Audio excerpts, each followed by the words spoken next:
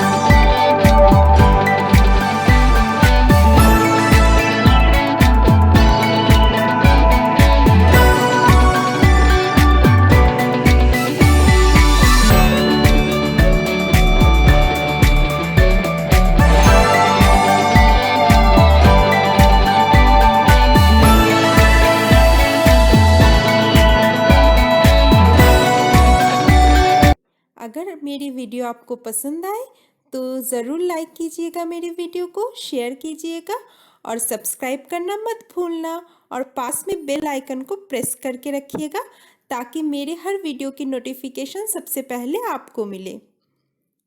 तो ज़रूर ट्राई कीजिएगा ये अजवाइन की पूरी और ये दम आलू की रेसिपी।